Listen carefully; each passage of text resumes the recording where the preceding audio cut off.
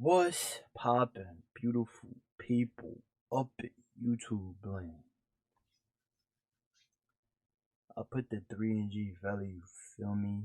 In this vid, 10 most pointless WWE tag team breakups ever. Now I seen in the little picture, they got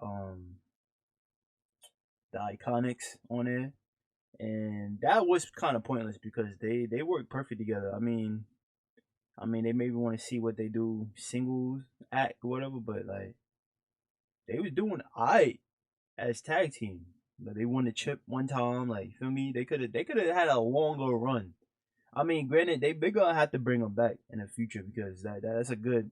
They mesh together. I mean, they best friends, but I'm going too much. Let's see what they talking about. Vince McMahon hates tag teams, but you already knew that. Despite the enormous wealth of talent available to them, despite the potential for telling incredible stories with these tag teams like they used to, WWE refuse to give the division a chance. It gets even worse because many times WWE buries them into the ground even more than necessary by splitting them up for no reason whatsoever.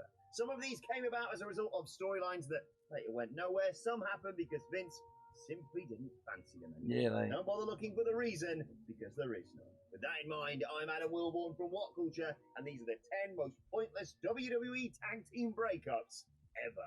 Number 10, The Bar. yo, I Sheamus like and this. Cesaro, I like as them nonsensical together. as the initial pairing was, had gone on to become one of the most successful tag teams in modern times. It was Despite amazing. the apathy towards the division, they, the Usos, and the New Day ensured that even this barren phase for tag team wrestling in WWE will be remembered fondly. You know who needs to be on here? The Bludgeon Brothers, bro. Son, I'm not gonna hold you, bro. They was real, son. I honestly thought that they couldn't be beaten, bro. I honestly thought like they were just gonna like just be like tag team champions for like 2 years at least. Like that's how unstoppable they was, bro. It By was the crazy. WWE Universe. This makes their breakup even more bizarre. There was no reason, no storyline, not even an explanation as to why one of the cornerstones of the tag division just stopped teaming together. Of course, this was largely forced by Sheamus's injury, which at the time was feared could be career-ending, but Oh surely wow. the least WWE could have done was provide some sort of explanation. Nope. Instead, we were asked to pretend that they didn't even exist. Number 9, American Alpha. Yeah, what happened to them? 'Cause I remember they was trying to push what's his dude name? He was Kurt Angle's son. I forgot his name, but they was trying to push him as a regular athlete or whatever, and then they just gave up on him completely. Like, I don't. Coming off the back of an And excellent run in this NXT, other dude, Chad Gable and Jason Jordan debuted on SmackDown Jason, following that's the his name. 2016 draft. They brought their amateur wrestling background and classic tag team psychology to the blue brand, and even got off to a great start by having a series of gripping encounters with the likes of the Usos. This would eventually culminate in them winning the SmackDown Tag Team Championships. And that was that. The end of their story. After a 2-month plus reign, they dropped the titles back to Jimmy and Jay, and soon after that, they were split up. Jordan went over to Raw, where he was revealed as Kurt Angle's illegitimate son, and that always goes well, doesn't it? Before a neck injury, of course, unfortunately put an end to his career. Gable, Oh, meanwhile, that's what embarked on a happened. tremendously well thought out long-term storyline that saw him go from mat wrestling Shorty Mac, genius to some dude who just gets made fun of because Shorty he's G. short.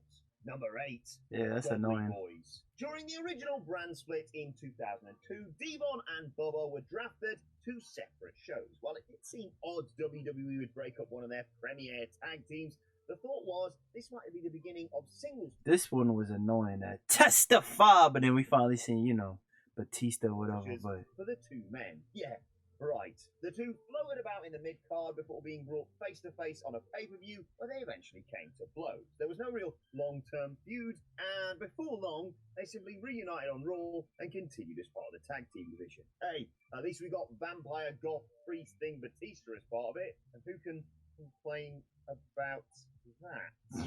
Number 7, Daniel Bryan and Rowan. Daniel bro, Bryan. this was over before it even started, bro.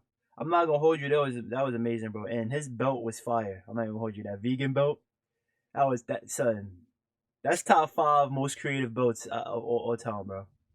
Life order. Evil vegan heel run was one of the best wrestling character changes in recent Mhm. memory, and as I weird agree. as it is That to belt say, is fire. Rowan definitely did his part in enhancing the act. Brian was They the do. They look like malevolent, yet vegans. somehow justified warrior determined on toppling the system, while Rowan provided the They muscle like they that stink. excused Brian from getting physically involved when he didn't want to, further elevating the heel act. Stink Hence, ass it was very hipsters. strange when WWE decided to separate the two. That too by turning Brian face for some reason. This disappointment was compounded by the fact that when the story began, it was part of the Roman Reigns whodunit angle. The investigation zeroed in on Brian and Rowan This before was it was annoying. eventually revealed that the recyclable one was acting on his own accord and against Brian's wishes. Instead of an epic Reigns-Brian feud, we got the Brian-Rowan split and the end of a surprisingly memorable partnership. Number 6. Too cool. Yeah, Phil Chambers and I, as the There's a What nit. Culture arm of the Too Cool That's fan elite. club, have never really gotten over this one. The trio of Rikishi, I Scotty got- Too Hotty, and of course the late great Grandmaster Sexay were phenomenally popular with fans. Their famous dance moves and more than decent ability between the ropes captivated audiences throughout their run, which makes it even more perplexing as to why WWE chose to split them up. Of course, the main reason was probably Rikishi's impending heel turn. You know, how he would run over Stone Cold Steve Austin for Triple H, apparently. But given how well that went, it still stands to reason that everyone would have been better off had they remained together. This was also the time that the tag division actually mattered. Remember that? Yo, that around that time, tag team division was crazy, bro. We had the Dudley Boys, you had Edge and Christian, Hardy Boys, bro. Oh man, them TLC matches was epic. Oh man, bro. Too Cool in the mix, along with a That's why I'm happy they still got Jeff Hardy. Edge and Christian and the Dudleys could have added a whole new dimension and made for some thrilling long-term rivalries. Sadly, it wasn't to be. Number 5, Team Rhodes Scholars. At this point, looking back on most parts I remember of Cody this one. Rhodes' I think it's probably when I WWE stopped career, watching it was wrestling a for a case while. of what the hell were they thinking syndrome. It's doubly true for this particular phase because it was alongside another man who was constantly denied his due in spite of getting over time and time again with just about any kind of gimmick imaginable. But yes, in 2012, the future AEW founder had formed a dastardly alliance with the intellectual savior of the unwashed masses. And would you know it, they were really good together. It was just a nice and simple heel act that played its part just right. Yet again, however, a team had its plug pulled before going anywhere. At that year's Money in the Bank, Sandow turned on Rhodes in order to win the World Heavyweight title Money in the Bank ladder match, and that went well. Oh, I And the definitely pair would remember go them on to have a now. feud It was just not that memorable. Any steam. Number 4, the Bella Twins. Yeah, this one Initially, was weird. This made all the sense in the world. I mean, it In made fact, sense was a because genuine case of WWE trying to make a character evolve. In yeah, 2014, so they get the with her the connections with Daniel women's Bryan, title and all Brie that. Bella storyline quit the company. Enraged, presumably because she did the classic "You can't fire me because I quit" routine, Stephanie McMahon began taking her anger out on Brie's sister, Nikki. She was constantly humiliated and punished while her sister simply looked on. Eventually, this led to a SummerSlam match between Brie and Steph where Nikki turned heel and cost her sister the match. Thus far, all good. It just got a little bit weird when Brie lost a match to her now estranged sister and was forced to become her servant. Still, there was hope for a big blow-off down the line when this would be resolved once and for all. And then they just made up. Brie helped Nikki win her Divas title match against AJ Lee, after which she simply celebrated with the person who had been making her life miserable for months. All that build and storytelling completely cast aside. Everyone was left scratching their heads. They are sisters, why though. WWE bothered to break them up in the first place. Number 3, the Straight Edge Society. Yes, they were technically a stable, but more or less the same idea, so it gets a pass. Originally formed in the aftermath of Punk's brilliant rivalry with Jeff Hardy, Punk was joined by Luke Gallows as his muscle, and the duo later recruited Serena and then Joey Mercury for some reason. Their whole shtick was berating people for turning to alcohol and drugs, and despite being villains, their rhetoric was powerful and ultimately well placed. If WWE had taken full stock in them, this could have led to some amazing. Funny thing, they look like they drink mad beer but as and we do all drugs. Know, it wasn't to be. SES engaged in a series of enjoyable mid-card feuds and inevitably disbanded because of internal dissension. There wasn't even any fallout as Gallows and Serena were both released from the company. All that potential, yet again, all wasted. Number 2, Rusev Day. Oh man, that bangs Rusev Day. How or why Vince McMahon refused to see the brilliance of Rusev Rusev continues to baffle Day. fans and critics alike to this very day. The man was a complete performer. He had the character work, the promo, the wrestling skills, you name it. No matter what gimmick WWE gave him, he found a way to make it work. Yet every single time, he had the rug pulled from under his feet. This was never more true than during the Rusev Day run. The Bulgarian Brute, alongside Aiden English, was pure gold. From the weird songs hyping up Rusev to the in-ring work, this act had it all. And most importantly, it became wildly popular. Rusev Day was selling out merchandise. The chants were taking over segments they weren't even involved in. All the signs were loud and clear. Niggas even be saying that shit AEW, bro. That's how you know that shit was real, bro. Push them, in the words of Cameron Grimes, straight to the moon, baby! But because it was WWE and they don't like things they can't claim to be their own idea, Rusev and English were never allowed the spotlight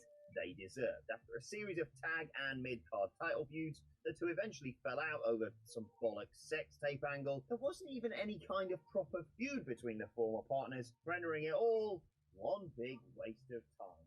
But could have been worse. Number 1, Yeah, this had to be number 1.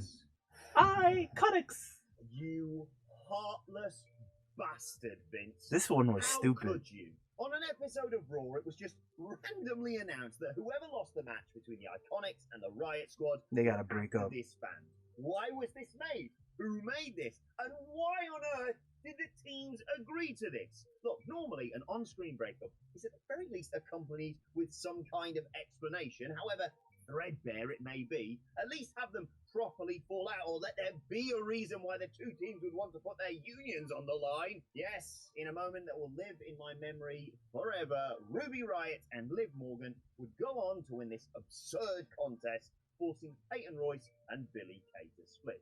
Tom Phillips on commentary then announced this was also the end of their friendship, so either he's a fortune teller or WWE owns the personal lives of their wrestlers too. I wouldn't be surprised to be perfectly honest. Thankfully though, Peyton Royce, whose singles push was the supposed reasoning behind this split, has gone on to do... Oh yeah! Nothing. Oh! You forgot about her, Vince! You forgot about Peyton! What's the point of that? Royce, you senile old git! Do you see what you've done to me, you decrepit piece of... infuriating, insulting, and without a doubt, the most pointless breakup in WWE history. And that's our list. Did we miss any out? Yeah, that joint was mad pointless, bro. Like, share, and subscribe. And subscribe to WhatCulture Wrestling on either iTunes, Spotify, wherever you get your podcast. I'm surprised they didn't put the Bludgeon Brothers in there, bro. Son. Bro. Them niggas is... Bro. It was exciting to watch them, bro. With their mask and all that, bro. They used to come with them big-ass hammock shits. Bro. I used to be like, yeah, the fuck niggas up, bro. That shit used to get crazy, boy. But yeah, like the Iconics, bro. Like it's like what was the point of that? Just for her to just be roaming around, bro. If you really want to push her, like, let her win. Like wait till like Money in the Bank and have her win the Money in the Bank joint. That would be fun. That'd be fun. And they don't even have to be like, you feel me? She could just be like the cheerleader of her friend or whatever. Like don't just do some bullshit like this. That's one of them things where you just gotta like question WWE, man. They storyline. I mean, they know more stuff than us, but it is what it is. See your boy G up and out of here. Peace.